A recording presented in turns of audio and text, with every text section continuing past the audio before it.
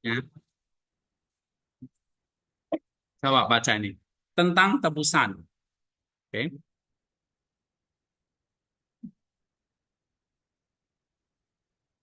ini Gregorius. Tafsiran legalistik Gregorius tentang tebusan. Iya. Gregorius mengemukakan alat terkait tentang perlunya campur tangan ilahi untuk menyelamatkan dunia dari kejahatan. Ketika mengikuti contoh Origen, dia berbicara tentang tebusan kepada iblis atau secara lebih spesifik tebusan dari iblis. Kuasa iblis atau manusia adalah sah karena manusia berdosa melalui kehendak bebasnya sendiri dan dengan ini ia menyerahkan dirinya kepada iblis dan menjadi budak iblis. Oleh karena itu manusia tidak dapat dengan semena-mena merengutnya karena hal ini akan merusak kodrat kita dalam mengembalikan kebaikan terbesarnya yaitu kebebasan kita.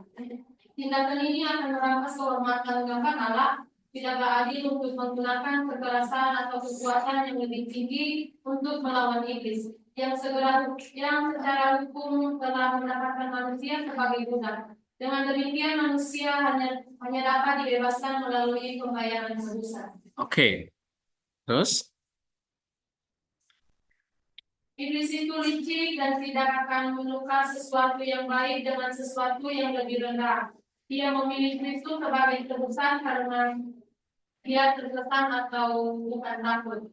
Dengan kehidupannya yang unik dan kemampuannya untuk melakukan mujizat, dia menanyakan harganya dan diberitahu bahwa jika melalui kematian dia dapat menguasai daging ini, maka ia akan menguasai semua daging. Si penipu itu tertipu, dia menelan umpan daging dan ditusuk oleh kali di langit. Ali, kail. Kail itu apa? Kail itu apa? Pancing, ya. Nah, Helmi tahu itu. Dulu suka mancing dia. Ya. Jadi iblis itu tertipu karena Tuhan itu kayak masang mancing. Tangkap sama si ikan itu. Lalu kita ambil, kita goreng kan ikannya. Oke. Nah, ini ilustrasi yang dipakai Gregorius tuh, tentang umpan ya atau kail. Terus, Dalam mengembangkan teori legalistik yang gagal ini, Gregorius dipengaruhi oleh Origen dan dalam beberapa hal presentasinya bahkan lebih ekstrim. Doktrin ini tidak sesuai dengan sistem teologi Gregorius yang lain dan juga bertentangan dengan dirinya sendiri. Gagasan dasar bahwa hanya Allah yang dapat secara sah menyelamatkan manusia dari dosa berubah menjadi pembelaan terhadap tipu daya Allah. Gregorius menunjukkan bahwa sudah sepantasnya seorang penipu tertipu. Di sini berdasarkan aturan keadilan yang masuk akal, orang yang telah mempraktikkan tipu daya akan mendapatkan perilaku yang sama, yaitu benih-benih yang telah ditaburkannya sendiri atas kehendaknya sendiri. Dia yang menipu manusia dengan umpan kenikmatan indrawi telah ditipu oleh wujud manusia. Pembelaan Gregorius tidak meyakinkan dan tidak tepat. Teori ini kemudian ditolak secara keseluruhan oleh Saint Gregorius sang teolog. ya ini rada kontroversial tentang menipu iblis itu ya. Karena dia apa Gregorius mengatakan bahwa tebusan itu untuk si iblis gitu ya. Nah, ini para bapak gereja banyak kan yang nggak setuju ya. Misalnya kan di grup itu ada yang bertanya, waktu Yesus mati mencurahkan darahnya itu dipersembahkan kepada iblis atau kepada siapa? Nah, kayak gini tadi. Tebusan itu kematian dia dipersembahkan kepada iblis atau kepada Allah. Kan Yesus salib nih, darahnya tercurah. Darahnya dipersembahkan kepada siapa?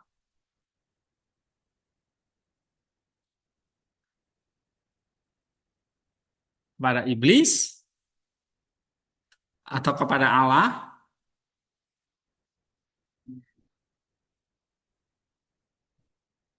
Atau apa? Atau kepada siapa?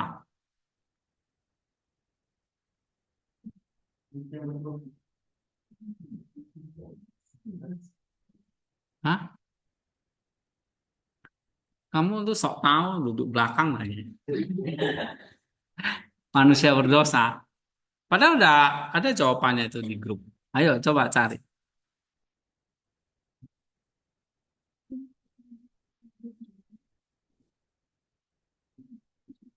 Ya, tanggal berapa itu diskusi tentang itu?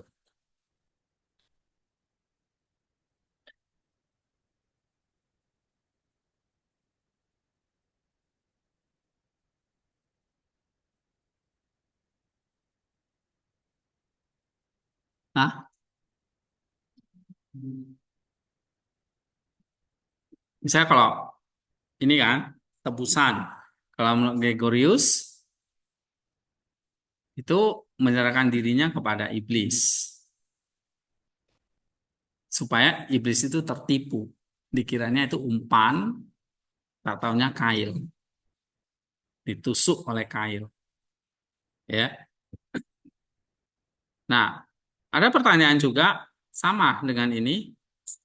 Kalau Yesus mati, darahnya kan tercurah. Lalu dipersembahkan kepada siapa?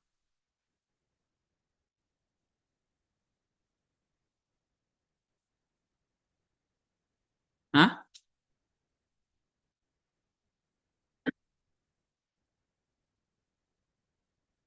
Ada nggak itu di tanggal diskusinya itu di mana ya? Saya pernah bahas kok. Kalau kamu pernah baca, pasti kamu tahu jawabannya itu. Ayo,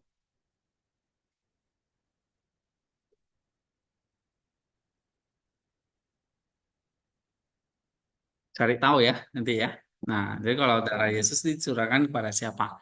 Kepada Allah kah? Kepada iblis kah? Manusia berdosa kah?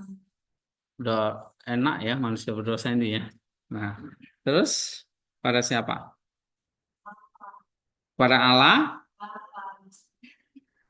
Waduh, ini nggak baca ini. Tuh, tanggal 14 itu. Kepada siapakah darah Kristus dipersembahkan? Ya kan? Ada kan? Ada. Kepada siapa? Hah?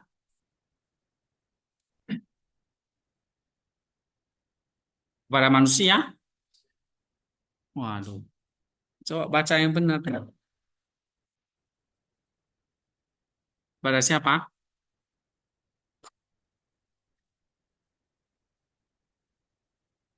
Tanggal 14. Buka aja itu. Judulnya itu. Kepada siapa darah Kristus dipersembahkan?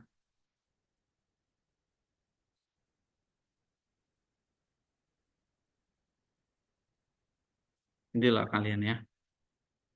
Ditanya nggak tahu. Padahal udah dibagi. Nih. Ini kan waktu itu kita merenungkan tentang salib. Ya, saya banyak posting tentang salib.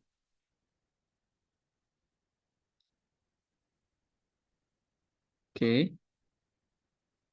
Eh, nah, salah satunya ini tentang salib ini, waktu Yesus disalib kan darahnya tercurah.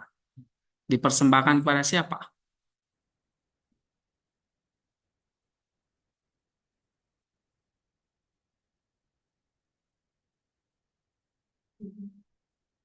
Kepada iblis, kepada Allah Bapa. Kalau kepada Allah, Allah itu emang mau darah anaknya sendiri.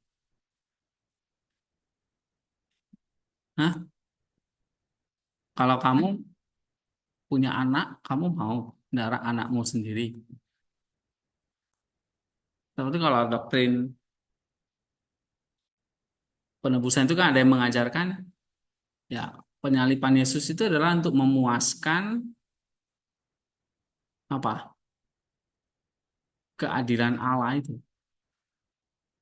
ya kan? Itu doktrin dari Erasmus. Seolah Allah itu haus akan darah, lalu terpuaskan oleh kematian Yesus itu. Ya, nah kalau itu dipersembahkan kepada Allah itu, ya Allah menuntut darahnya, darah Kristus itu supaya dosa itu terbayar. Tapi tidak begitu kalau diajarkan oleh misalnya para bapak gereja, dalam hal ini Saint Gregorius sang teolog, ya ini bukan Nisa. Nah, apa kata dia?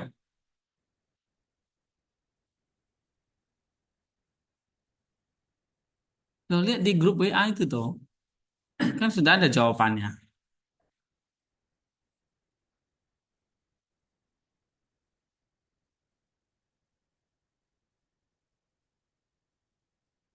Kalian ini manusia berdosa semua.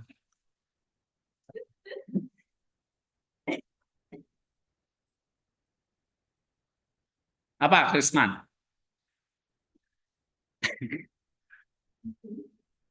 Krisman. Udah jadi kayak pendeta. Tapi kalau ditanya jemaat gimana nih? Pak Pendeta misalnya. Waktu Yesus disalib itu, kan dia mencurahkan darahnya.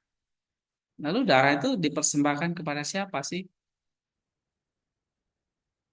Oh, yuk, kamu kalau ditanya gitu jawabnya apa? Hah? Kepada Allah kah? Kepada iblis? Ya, kepada Allah Bapa atau iblis? Bapak. Wah, bahaya nih. Hah?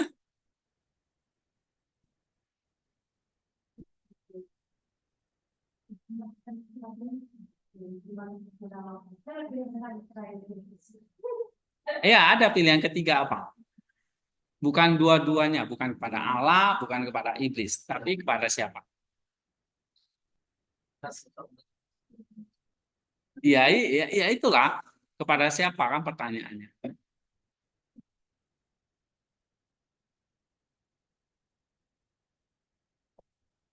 Jawabannya bukan kepada Allah, bukan kepada iblis. Tapi kepada apa? Hah?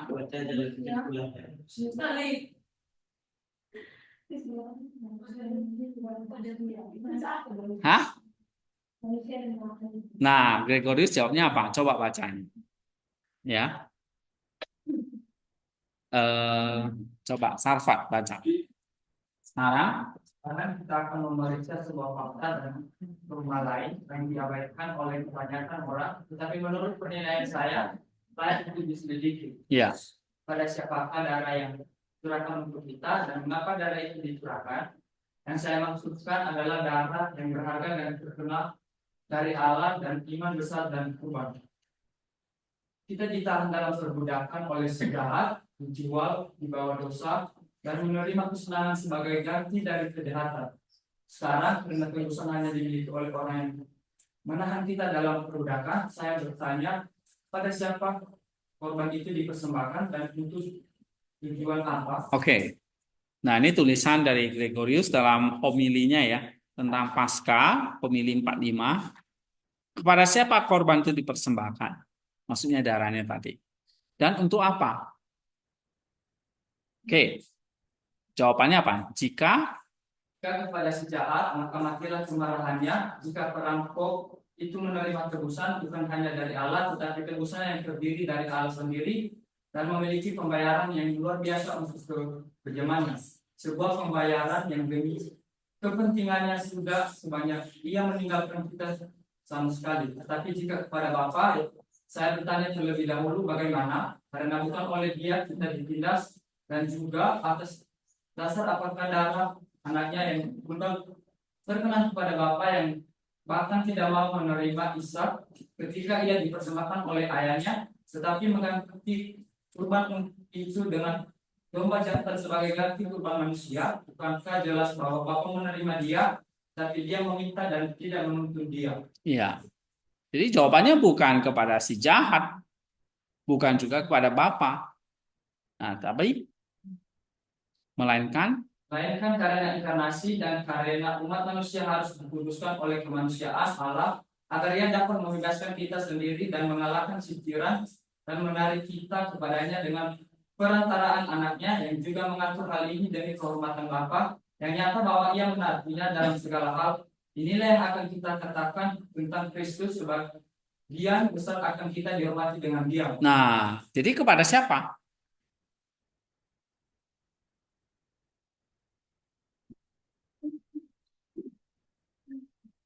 Hmm?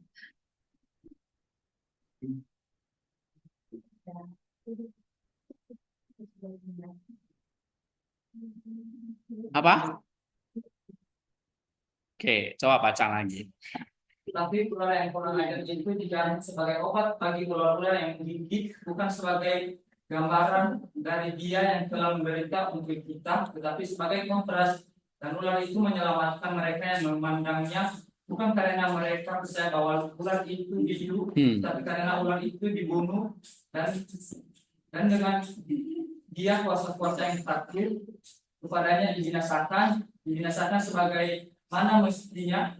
Dan apakah batu nisan yang tepat untuknya dari kita? Wahai kematian, di manakah sangatmu? Wahai kubur, di manakah kemenanganmu? Engkau ditumbangkan oleh salib, engkau dibunuh oleh Dia yang adalah pemberian kehidupan. Engkau tidak bernafas, mati, tidak bergerak, meskipun engkau tetap dalam bentuk ular yang terangkat tinggi di atas tiang. Iya. Nah, kamu baca begini kan memang pelan-pelan. Caranya kamu analisis. Ya, misalnya nih, kepada siapa darah Kristus dipersembahkan?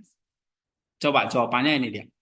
Gregorius, Sang teolog dalam pemilihannya tentang Paskah Kudus menyelidiki pertanyaan mendalam tentang kepada siapa darah Kristus dipersembahkan dan mengapa. Dia memulai dengan menetapkan bahwa kita ditawan oleh si jahat, diperbudak oleh dosa. Nah, pertama nih, ini kita harus tahu dulu.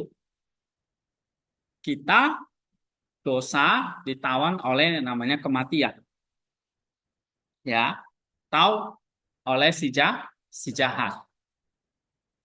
Terus, Sebuah tebusan diperlukan untuk kebebasan kita, tetapi kepada siapakah tebusan ini dibayarkan dan mengapa? nah, jadi zaman dulu kalau kamu ditahan di penjara untuk keluar itu perlu apa?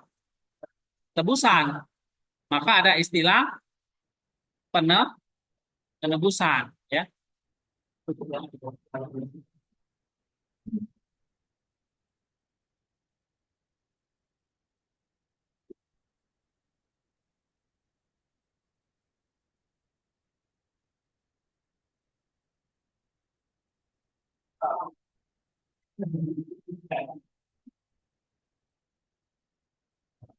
Nah, ya pakai kursi.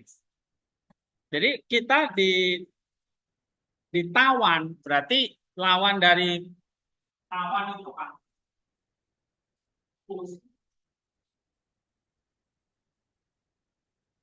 Nah, nanti kamu bandingkan ya pandangan Nisa dengan Gregorius ini. Tebus berarti bebas. Tawan penjara, ya kan? Nah, kalau sekarang kalau ada istilah penembusan itu maksudnya itu kamu dibebaskan dari tahap atau tawanan atau penjara dosa. Ya, dosa itu nama penjaranya, tapi penjaganya siapa? Hah? Kalau kamu ke penjara kan ada penjaganya kan? Penjaganya siapa? Si jahat. Nama penjaranya? Dosa. Gitu ya. Nah, Gregorius menolak bahwa tebusan itu bukan kepada si jahat. Nah, ini rada kontras dengan ini.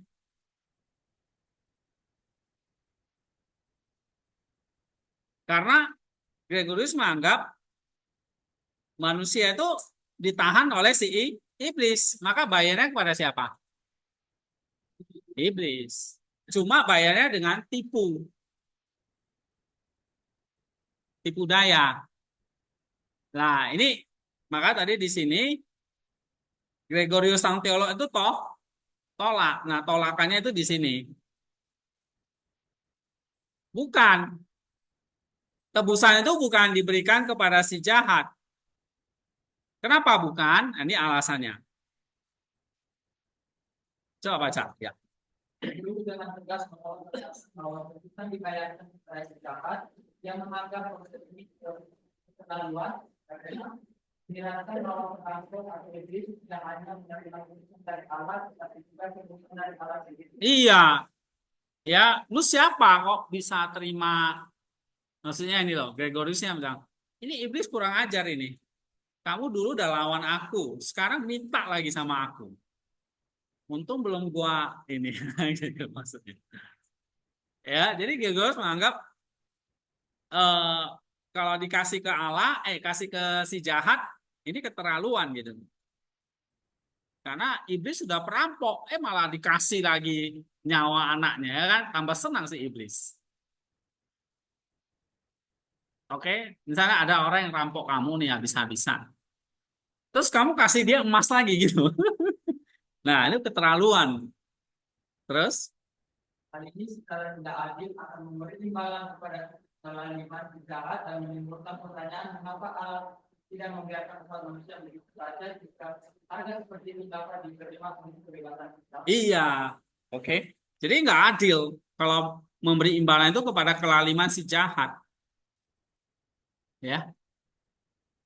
Oke. Nah, kalau kepada Bapak kok ditolak ini? Kenapa? Baca lagi. Seperti kemudian mengeksplorasi Eksplorasi.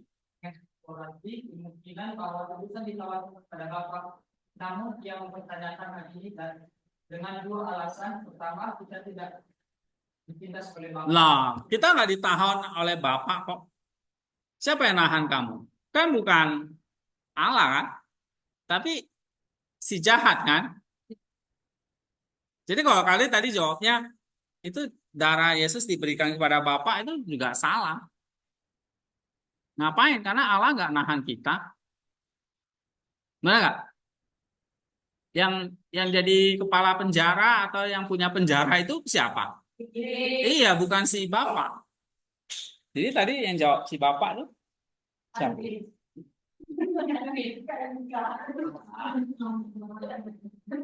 Ya kan? Terus? Kedua, Bapak tidak menuntut atau bahkan meminta pengorbanan anaknya yang ditunggang. Nggak ada dikatakan Bapak meminta, menuntut. Coba kamu cek dalam kitab suci itu nggak ada. Terus? Yang menuntut pada kisah Abraham dan Ishak, di mana Allah menyediakan seekor domba jantan sebagai penggantinya, yang menunjukkan bahwa dia tidak membutuhkan pengorbanan manusia. Iya. Jadi bukan kepada Allah. Lalu kepada siapa? Bahwa pengorbanan itu karena sebuah keputusan yang dibayarkan kepada siapapun. Nah, itu dia. Jadi Kristus mati tidak membayarkan kepada siapapun.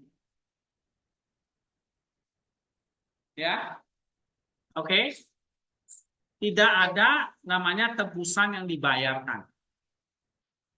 Nah, karena ini Nisa ini yang bikin istilah ini. Pakai istilah tebusan ini legalistik. Gregorius nggak mau terjebak pada istilah legalistik ini.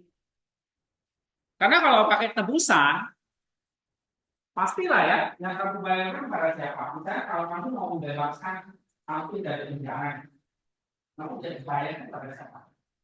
Yang punya penjara dong. Maka kamu bayar sama yang bang penjara kan mahasiswa. Karena pakai istilah tebusan. Nah, Gregorius nggak mau pakai istilah itu. Karena istilah tebusan itu legalistik banget. Ya, legalistik itu hukum gitu. Ya, kalau bersalah tahan, mau bebas ya kamu harus ngasih tebusan. Ya, kan dunia hukum kan begitu. Kamu misalnya nih kedapatan, kalau di sini namanya denda. Ya kan? Nah, kamu didenda karena pacaran misalnya. Kenapa? Karena ada aturan hukumnya. Mahasiswa yang kena melanggar aturan bisa kena denda. Itu denda itu namanya apa? Tebusan. Bukan istilah tebusan, tetapi apa? Iya, baca lagi. Melainkan sebuah tindakan kasih dan ketaatan ilahi. Nah, itu dia.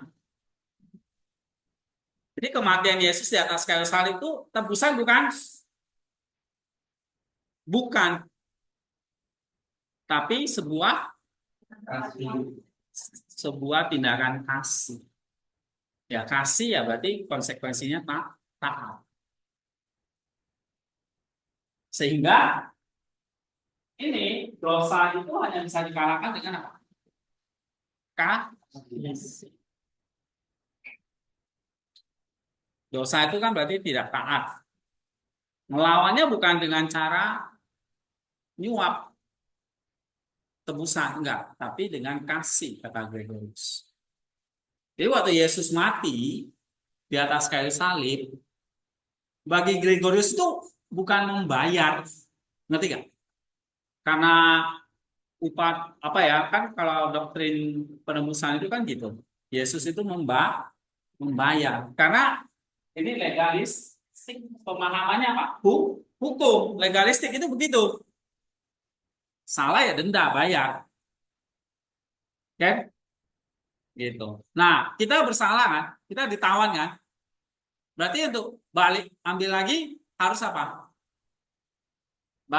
Bayar harga. Nah, Yesus siapa yang bayar? Yesus yang bayar. Pertanyaannya bayar sama siapa?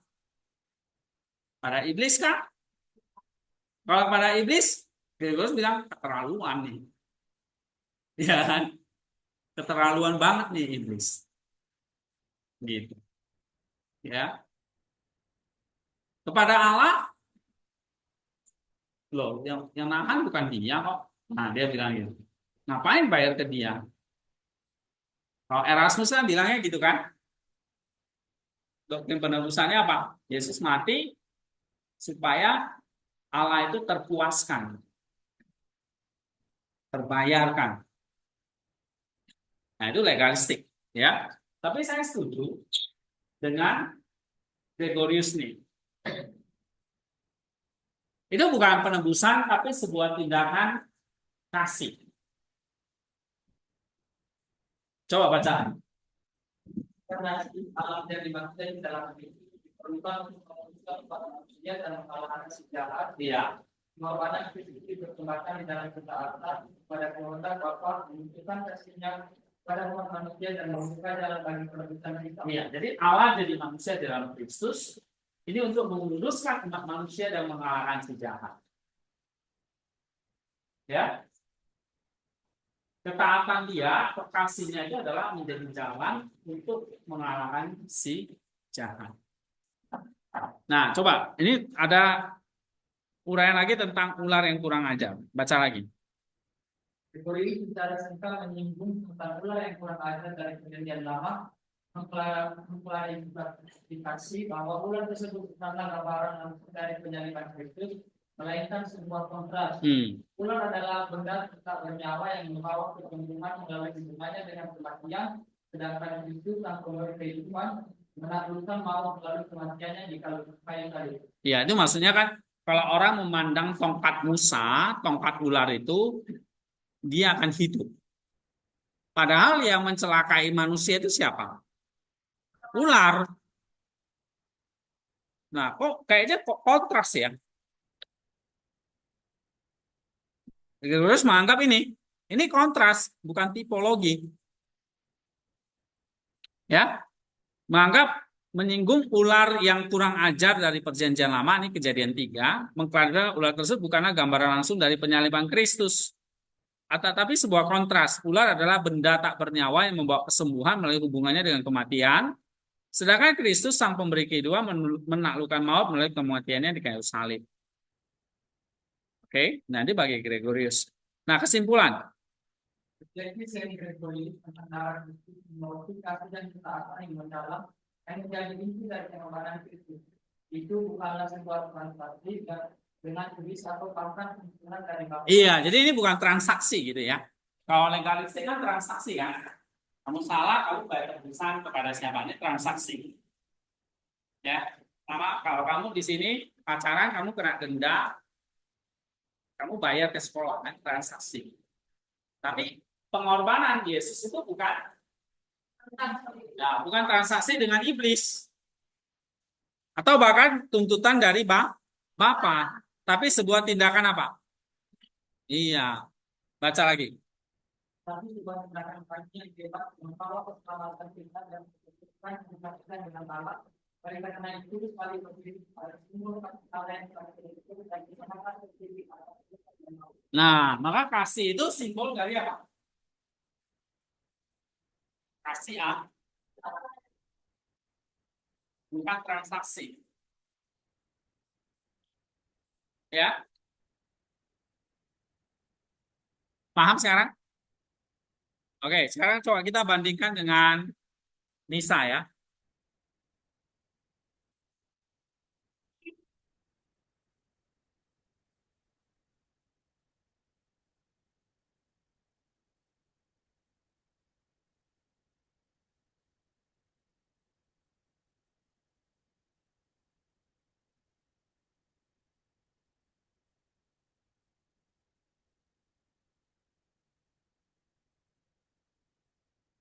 Hujan gini harus pakai mic.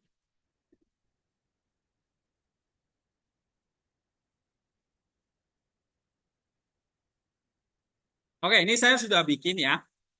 Supaya cepat aja, langsung kita baca aja. Gregorius.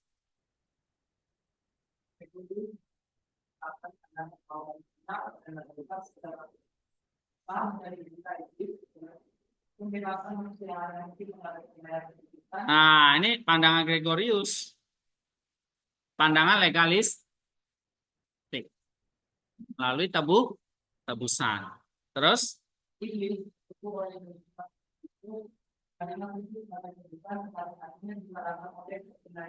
nah jadi ceritanya gini.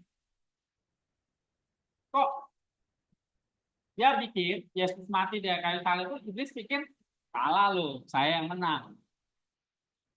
Ya kan? Iblisnya mikir itu. Maka iblis biarin Yesus mati. Tapi waktu Yesus mati, ternyata dia turun ke alam maut mengobrak-abrik penjaranya. Jadi Yesus sengaja ditawan supaya dia bisa masuk ke dalam penjara itu dia ini aku obrak-abrik penjaranya, dia bebaskan semua anak.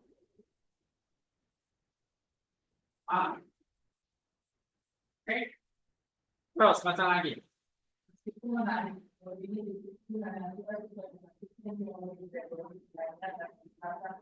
Iya, jadi kayak seolah-olah Allah pakai metode penipuan ya.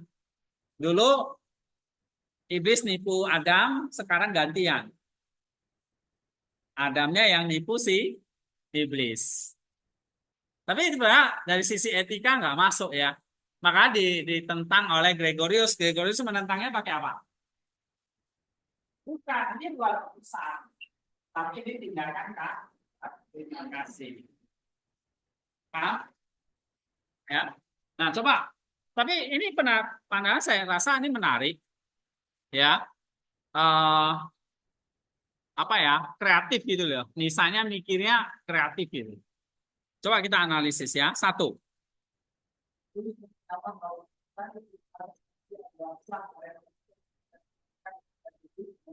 Nah, dia berpendapat ini. Kenapa kok manusia ditawan oleh iblis? Karena memang manusia menyerahkan dirinya kepada dosa. Kepada iblis maksudnya. Terus?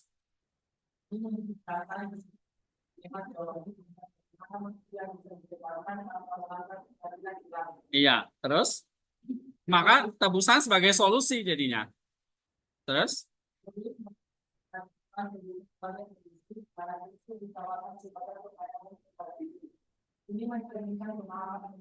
pada masa itu tentang hubungan antara Allah dan iblis. Iya. Jadi memang pada masa itu kan ada budak dan tuan. Budak itu kan diperjualbelikan, ya. Jadi kayak transaksi itu udah biasa zaman itu. Terus, Saya itu kadang-kadang dia suka mengenali kebelakangnya itu yang terjadi pada manusia. nah, iblis nggak menyadari yang mati di kayu salib ini bukan cuma manusia, tapi juga Allah. Terus, Ini menggambarkan kemenangan Allah datang melalui perjanjian kita. nah itu dia ya. Terus, Itu terhadap teori ini dibentuk karena menggunakan penyebab oleh Allah dan tidak konsisten dengan ajaran Gregory Nazianzen tentang adil dan adil Allah. iya, ini ada sebuah kritik dari Gregory sang teolog. Apa implikasinya? Coba lihat. Teori ini menunjukkan pemikiran teologis pada masa awal bersejarah, di mana para teolog berusaha memahami bagaimana Allah dapat memperhatikan kejahatan tanpa menggunakan kebanyakan. Iya. Terus, Perkembangan doktrin penolakan yang diikuti oleh teolog-teolog selanjutnya menunjukkan perkembangan pemahaman tentang kebebasan. Teolog-teolog awal yang mungkin problematis dikaitkan oleh pemahaman yang dibentuk dalam karakter Allah. ya salah satunya tadi kasih. Jadi ini bukan soal penebusan, tapi ini adalah kasih Allah yang menyelamatkan manusia. Jadi kok Yesus mati di atas kayu salib, ini bukan soal transaksi sama iblis, tapi apa? Tindakan kasih. Gitu. Kasih yang menyelamatkan manusia itu dari dosa, karena dosa itu kamu tidak taat. Di sini ya. Di sini yang namanya kontrak lama. Kontrak lama salah satu cirinya apa? Tidak taat. Dosa. Nah, menurut Gregorius ini ada pertama, ini ada. Jadi dia sediakan kontrak baru. Nah ini harus kontrak. Kalau di sini tidak taat, ini dosa, di sini mati, ya, maka di sini apa? Taat. Dosa, mati. Mati, hidup, dan seterusnya. Nah, Kristus sudah menyediakan ini.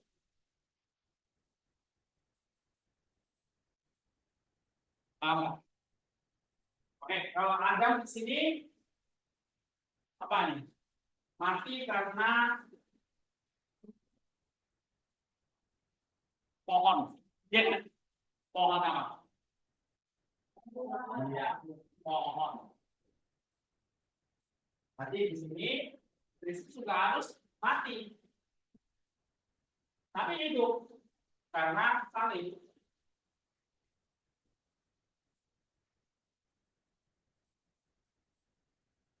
Ya, Adam mati karena pohon pengetahuan itu.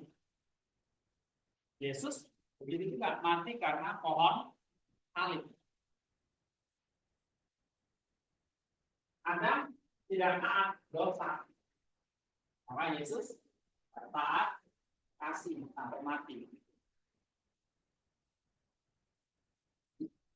Apalagi di sini Adam tidak taat dosa mati, ya, cenderung dosa, hawa nafsu, ikut iblis, berhala, neraka. Wah banyak lagi kalau di list, ya kan? Ya kamu aja, bukan ngomong, semua di sini. Nah di sini Yesus sediain semua. Kalau di sini cenderung dosa, Yesus apa? Tidak pernah dosa. Di sini kita menuruti godaan hawa nafsu. Yesus di sini apa? Hah? Kita di sini serakah. Yesus apa? Dia kasih semua kan? Ya, kalau manusia cenderung ikut dosa hawa nafsu, Yesus apa? Suci, murni. Dia bisa berpuasa, ya, dia tidak minta kekayaan. Di sini kita sakit. Yesus apa? Hah? Penyembuh. Ya kan? Di sini kita gelap. Yesus apa?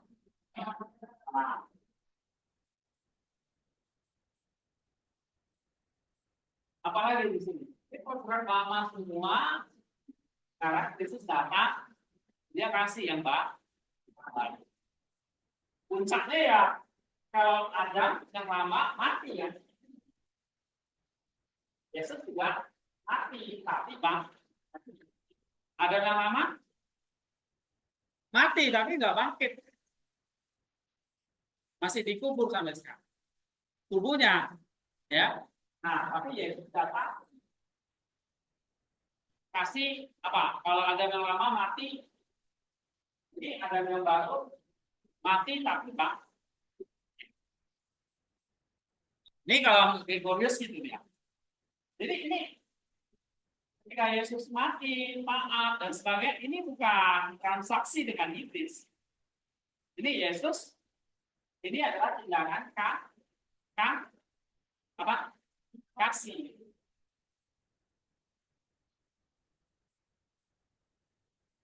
Paham? Oke. Aplikasi.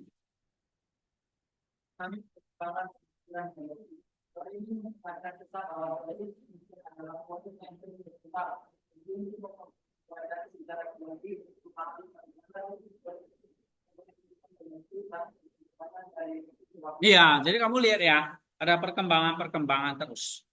Terus, iya, ini hati-hati kita ya.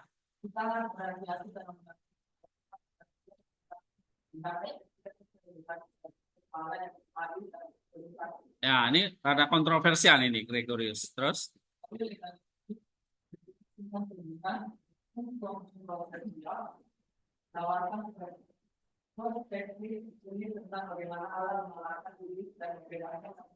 iya. Tapi apa keunikan dari Nisa ini? Kalau kita legalistik, maka kita akan ngomong gini. Kayak semua ya, saya tidak salah juga. Kenapa? Karena memang kita tahu ini. Tapi bukan dengan cara begituan, pura-pura atau dia itu, ini cuma cara kreatif bisa ada dilakukan, tapi dia bukan mengajarkan hal itu sekali enggak. Ini cuma cara kreatif dia, kayak instan itu. Jadi kan umpan itu kan kayak di sini tentang ada kan, itu berarti kan. Jadi kita kasih orang mancing, ikan itu tertipu dikiranya itu makanan, karena umpan yang ada kan. Nah, di sini kan kepancing dia makan umpan itu. Akhirnya apa? Jadi mau mengatakan bahwa yang kematian Yesus, yang kematian itu juga ini kita kan kemenangan itu. Nah, itu maksudnya ya. Oke, jadi kita nggak ngajarkan menipu gitu, bukan di situ poinnya. Oke, ada pertanyaan nggak?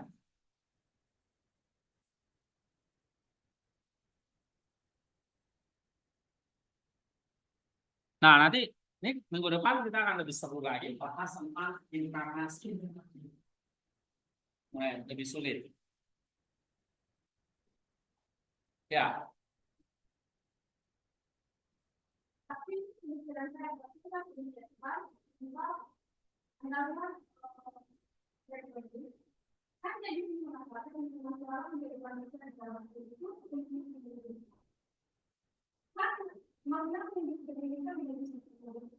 Apa?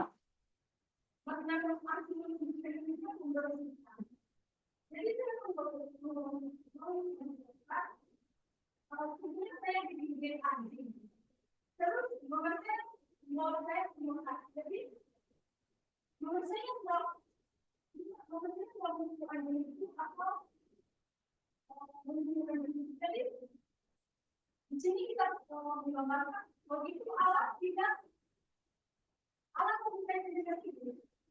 Alat apa?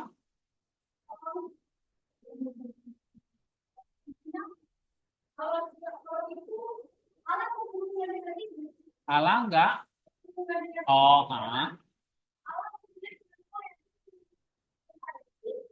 Kenapa? Itu sudah justru alat itu justru alat menunjukkan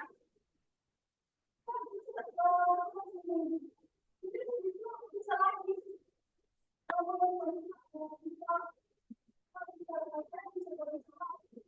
jadi hal ini harus semua kita dengan alat yang semua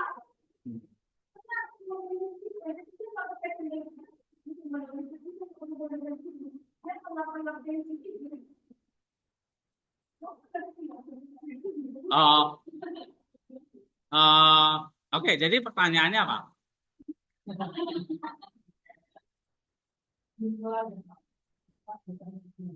Pertanyaannya apa? Yang kamu nggak ngerti apa? Ya. Terus?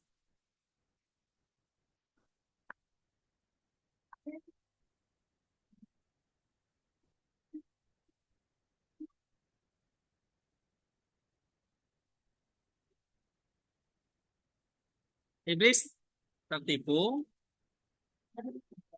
ya. Terus masalahnya di mana? Saya belum ngerti maksudmu apa?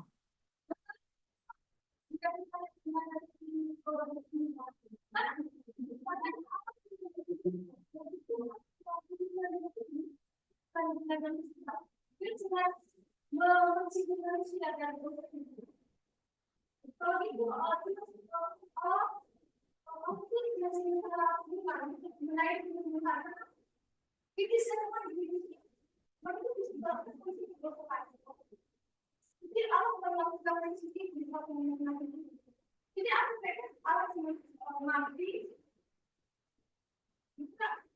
aku Oh, oke.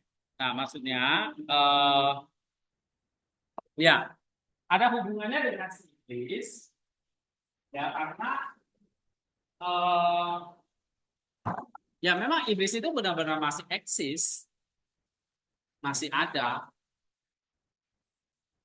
ya belum apa? Iblisnya masih ada, tapi kuasanya udah dimiliki. Kuasa sudah dimiliki. Ya, iblisnya masih ada sampai sekarang menggoda kita ada. Tapi kuasa si iblis itu kan kematian itu. Nah, itu sudah dikalahkan dengan kebangkitan Kristus. Gitu, ya. Sehingga hubungannya dengan si iblis adalah memang eh, Kristus datang mengalahkan kuasanya si iblis. Apa kuasa yang dipegang si iblis? Kematian tadi, dosa tadi. Itu yang dihancurkan oleh dia. Nah, ini yang dikatakan Musa tadi. Mana tadi?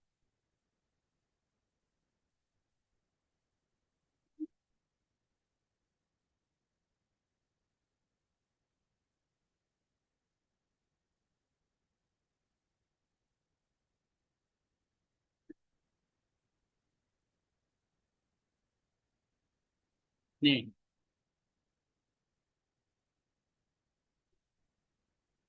dia berpendapat bahwa kekuasaan iblis atas manusia adalah sah.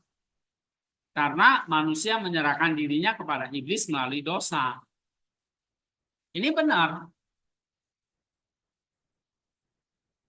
Jadi Tuhan datang melepaskan kita dari si iblis. Pasti ada hubungannya dengan si iblis, bukannya enggak. Gitu. Ya, memang sekarang iblis masih ada.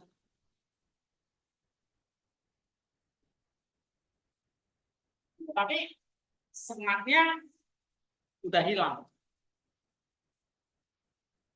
Gitu. Kuasanya sudah hilang. Paham nggak? Iya. Jadi pada saya saya ribut. Karena saya akan pulang dia. Dan dia bikin saya. Jadi emang ada yang bikin saya kan saya akan pulang dia. Iya, iya. Nah, Nah, ini saya, menurut saya, mau saya ngomong dia nggak mau menjadi lagi begitu. Lalu Tuhan menyelamatkan itu dengan masuk. menyembuhkan luka itu. Ya. Lalu apa yang masuk? Aku bikin dengan begitu. Itu saya kok bisa bagaimana bisa belajar begitu lagi. Oh, Kalau nama saya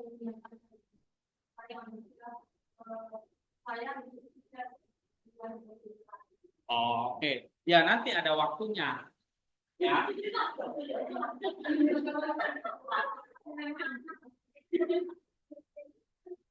Oke, nanti dijelasin kok di buku ini bagaimana nasib si iblis. Ya, ini nanti di sini. Oke.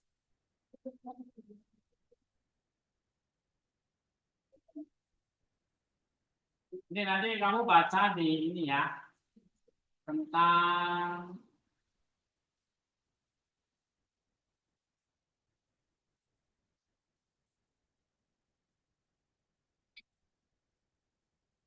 nih apokalipsis dan akhir zaman. Di sini dibahas tentang nasib si iblis gimana.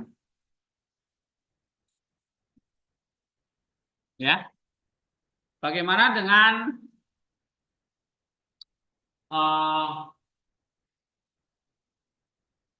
nasib si iblis nanti?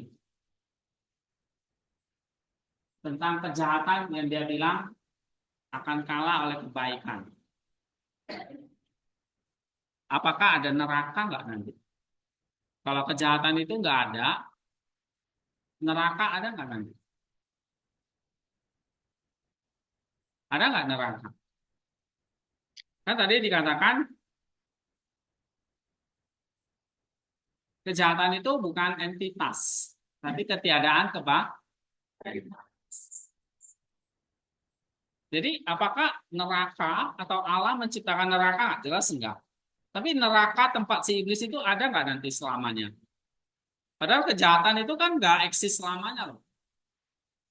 Berarti neraka ada nggak?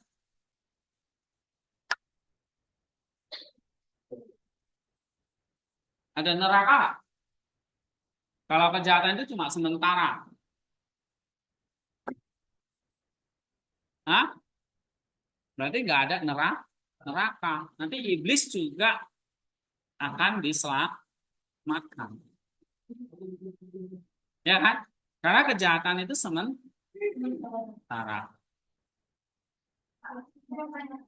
kalau saya nanti juga ada bahan.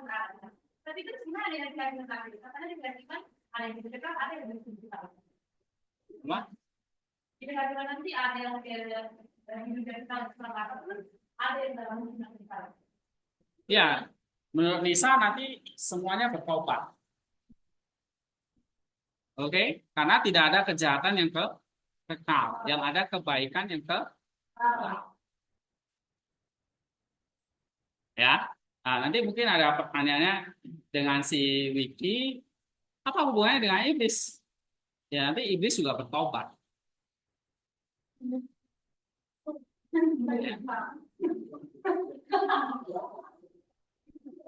Makanya kamu baca ini Ini ada kontroversi juga selain tadi yang ini juga. Tapi kamu perlu tahu, ini perkembangan doktrin pikiran Bapak Gereja itu gitu ya.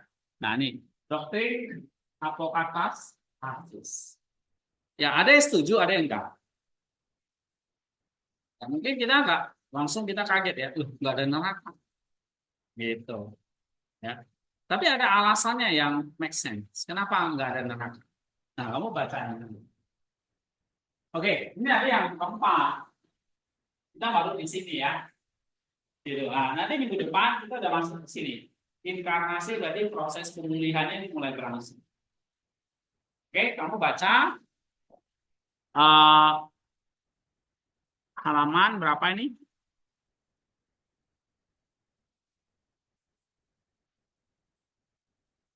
Nah, ini nanti ada 2 fase penghilangan kodrat manusia. Kita udah sampai mana tadi?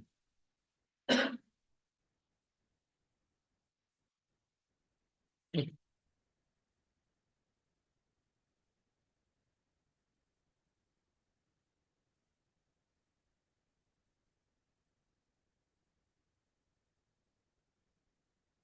mana daftar isinya? Nih, kita udah sampai kehidupan manusia ya.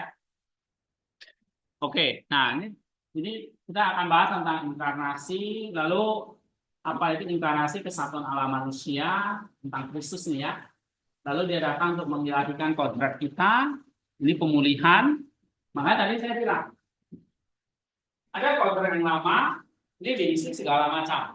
Yang jelas, kodrat yang lama pertama apa? Ada tidak taat, lalu dosa, lalu dia malu, ya kan? Lalu dia sembunyi dari Allah, lalu terkutuk. Semuanya di sini. Nah, Kristus datang menyediakan kodrat yang baru. Kalau dia tidak taat, Yesus taat. Kalau dia dosa, Yesus tanpa dosa. Ya, kalau ada yang lama tidak mengasihi, Yesus mengasihi. Oke, kalau ada yang lama mati, Yesus bangkit. Kalau dia di sini tanggung dosa, Yesus tanpa dosa dan sebagainya. Nah, bagaimana dia memberikan kodrat itu? Bagaimana dia apa tadi? Mana tadi? Ini. Bagaimana dia mengilahikan kodrat kita di dalam kodrat manusia? Jadi ada 2 fase. Oke. Nah, baru nanti kita diajak untuk meniru. Nah, berarti kodrat ini kan punya Kristus kan? Bagaimana dia jadi milik kita? Karena kita ada di sini. Ya. Bagaimana bisa pindah ke sini? Nah, itu nanti lewat yang namanya pembaptisan. Seperti pembaptisan itu seperti kayak kamu dijemput dari Mesir, dibawa keluar dari Mesir ke, nah tapi di tengah-tengahnya lewati Laut Merah, ya kan? Nah, waktu kamu menyeberang Laut Merah itu dari Mesir ke seberang, kamu melintasi apa? Laut Teberau kan? Di Keluaran pasal 14 itu. Nah, itu namanya pembaptisan. Jadi kamu mesti nyebrang. Ini Mesir di sini. Di sini tanah kanan. Kalian belajar PL kan? Ada. Kita ulangi lagi. Di sini Mesir, di sini tanah Kanaan. Bangsa Israel diperbudak di Mesir. Lalu ada Musa menjemput mereka keluar kan? Mereka melintasi apa? Laut. Nah, laut itu adalah simbol dari apa? Pembaptisan. Jadi baptisan itu kamu berpindah sekarang. Begitu kamu dibaptis, kamu tidak lagi memakai kodrat lama, tapi kodrat baru. Kristus bilang, siapa saja yang dibaptis di dalam Kristus, dia sudah memakai pakaian Kristus. Ya, maksudnya pakaian itu apa? Kodrat itu kan pakaian. Pakaian Kristus itu maksudnya kodrat baru. Oke? Nah, ini pembaptisan. Kamu belajar tentang apa itu pembaptisan. Tapi waktu Musa menyeberang Laut Merah, bangsa Israel langsung nyampe ke tanah Kanaan. Enggak, Tuhan muter-muterin mereka. Nah, muter-muterin mereka ini ada perjalanan di padang gurun itu. Jadi waktu kamu pakai kodrat baru, kamu nggak diajak keliling Disneyland atau taman bermain enggak. Jadi kalau Pak Yasa ngajarin kita taman bermain itu ada salah, ya. Oke, kamu diajak ke padang gurun. Kalau taman bermainnya ya seru sih ya.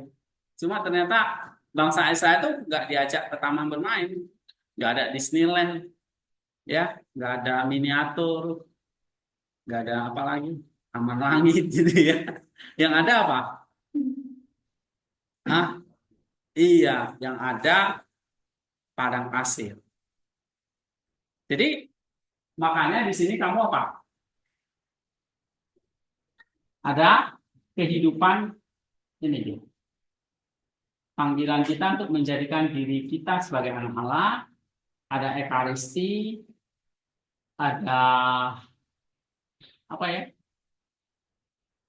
Harus mematikan diri kita sampai kematian menjemput kita. Nah, nanti kamu pelajari kematian itu bagi Nisa itu adalah momen pemulihan. Nah, kamu pelajari lalu nanti tentang akhir zaman. Ya. Nah, waktu kamu pelajari di sini eh, tentang padang pasir atau padang gurun tadi, ini yang saya ajarin di bulan itu tentang apa? Purifikasi. Ya, purifikasi itu ada 10 kebajikan yang harus kamu punya. Ada iman, ada takut akan Allah, pengharapan, ada kasih dan seterusnya. Nah, nanti Nisa juga bahas nanti di sini panggilan manusia untuk menjadikan dirinya sebagai anak Allah. Tapi mulai kalau kamu sudah nyebrang dulu, kamu mengalami pembaptisan.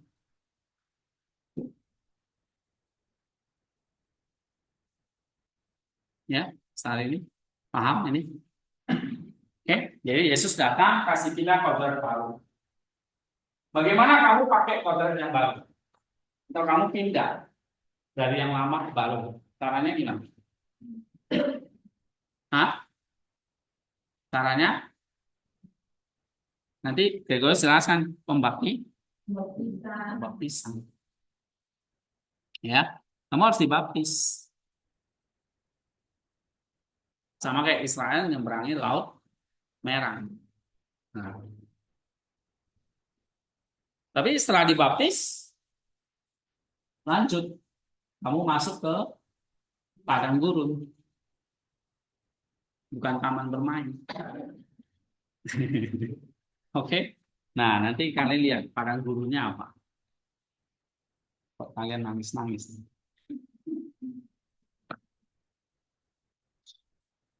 Oke, sampai di sini dulu.